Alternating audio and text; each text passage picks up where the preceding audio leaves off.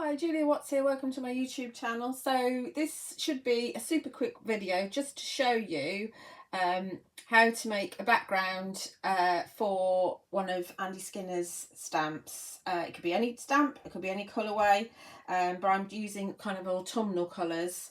I'm using the Ink-ology inks from Andy Skinner as well.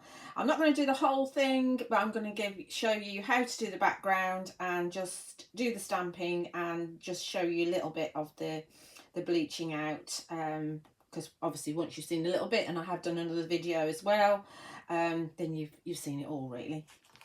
So let's move these out of the way so they don't get all mucky. And the products we're using you'll find over on my website juliawattscrafts.co.uk. And to start with, I've got two pieces of Sentimentally Yours Super Smooth watercolour card, A5, so it's an A4 piece cut in half, which is 14.8 centimetres. I'm going to start by misting a piece of the card with water. I'm going to put quite a lot of water in there, and I'm using one of the misting bottles from Sentimentally Yours. I'm just going to give it a little bit of a spray on the back to stop it from curling up too much. And then we're going to use some of the Ink-ology inks. This is French mustard. And we're just going to drop some on there. And you can see as you drop it on there, the colour disperses, which is quite cool.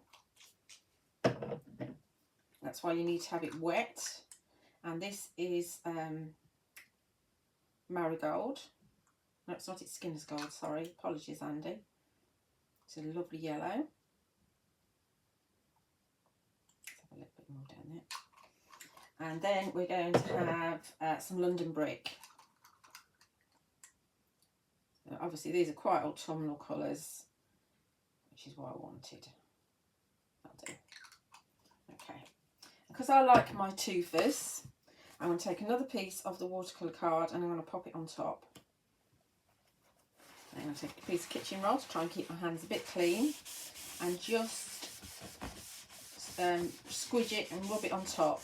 And you can see where the ink is bleaching out on the side. It's highly pigmented, beautiful colours, aren't they? You can actually use that to colour the other side, which is great if you're doing art journals, because you've got your backside coloured if you're using the ECD planner dies. Let's just use another piece of card because I'm getting fingerprints on there and I'm also getting mucky fingers. Pick up some more water. Try and move that around. I wanted to see if I can get that all covered on the back. It's not necessary, but because I want to,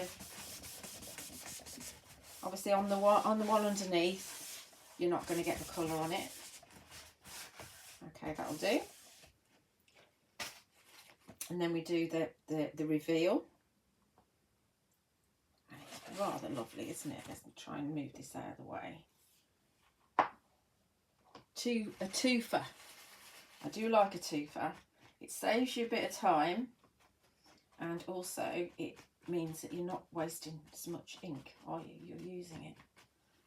Okay, so I mean, you can dab around with your kitchen roll if you want to, just to get a little bit of texture, and then put it aside to dry. Isn't that autumnal? Amazing. So again, the colours I've used are French mustard, Skinner's Gold and London Brick, and you'll find all of those on my website juliawattscrafts.co.uk, and you'll also find the super smooth watercolour card. So I'm just going to put those aside to dry.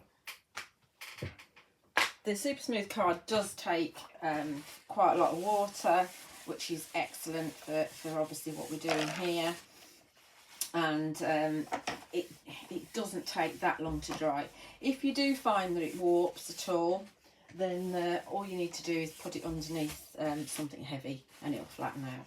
Let me just make sure I've got rid of all of that colour, because as it's highly pigmented, it does stay on your mat. Okay, so that's my background. I'm trying to experiment with lots of different ways of creating inky backgrounds using the inks. So obviously there's lots of different ways that you can do them. So this is one that is dry that I did earlier. Let's get rid of that in the way. So we're going to stamp on that. I've got my stamping platform.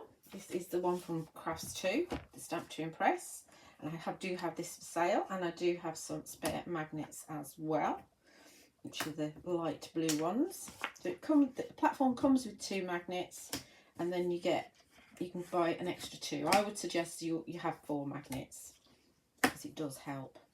And I'm actually going to stamp this in the middle, because I actually want to put this in my art journal if I can. And I've got one of the little side kit journals now, so I'm thinking it might be my first page in there. Get rid of that. Let's have this. I don't mind it being in the middle, because any extra card I've got left over I can cut my reinforcements out of, or little embellishment dies. And I am going to do the sentiment on there as well. Now it's rubber, so you can't see where you're going, but we can look at the lines on our stamping platform and figure out whether we're straight. That's pretty straight actually. You know, I'm not even going to touch it. I don't think that's a bit higher than, no, I'm going to leave it, because if I move it I might get it all wonky. I'm pretty happy with how the bench is as well, so we're just going to stamp it as it is. And I'm using Nocturne Versafine Clair. Lots of tapping. Red rubber the stamps are now, which are being produced by Creative Expressions, which was Andy's request, which is, I mean, grey rubber's really good, but red rubber's better. And you get the red rubber for the same price that we were getting the grey rubber, so that's a win-win situation. So let's stamp this. Now the watercolour card does absorb the ink quite quickly, just like it does the water, so we will probably stamp this twice. We are on a dark background as well anyway. Give it a good press. Don't press too hard on the sentiment, because it's a little thin stamp. Look at that already. So let's have that darker. So this is what we're doing really, by stamping it a second time we're making it darker. Don't know what's rattling. I think it's my embossing tools. Let's separate them. No, something else is rattling. Sorry. I really need to tidy my desk. It's not the most important thing in the world to do, so it doesn't get done. I'd rather be crafting than tidying my desk. Give it a good press. Let's see how we're going this time. Nice and dark. It's pretty good. I'm just going to go again. I think I need to re-ink as well. This is my last time. I'm not doing the sentiment. I'm happy with the sentiment. I just want the bot to be a bit darker. It looks fabulous. Now we could leave it like this. It's die cut it, but I quite like bleaching out when you've got quite a dark background. It is quite nice to bleach out. Now I have done one of the other bots with and I bleached it out and then added colour on top, and I didn't like it. So I think I prefer to leave it bleached rather than colouring it in. That's better. Okie dokie. There he is. Doesn't he look fabulous with his little bot bird friend? Oh, where should I put that? Let's put that over there. Right, so to bleach out, you could use water and keep on dabbing it off with a bit of kitchen roll, but we're going to use thin bleach. Now this isn't the same as thick bleach. It is thin bleach, and it says thin bleach on the label. I really struggled to find it. I could not find it at supermarkets at all, so I ended up ordering it from Amazon. And you can see that it is better if you actually use a ventilated room, I might have to say. And you do need to try and make sure that you stay within the lines. But it is virtually immediate. You can see that pop already. And that's where I like the bleach pop, if you like. Let's call it the bleach pop against the dark background. And I think that the bots look better like that than coloured in. I think if you're going to colour in, I think it looks better with a stencil background or a plain background like some of the other cards I've already shared on social media and on my YouTube channel.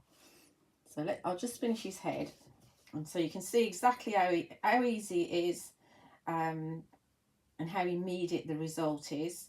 If you are going to paint on top or colouring on top, do wait for the bleach to dry. I'd probably leave it till the next day actually, so it's 100% dry.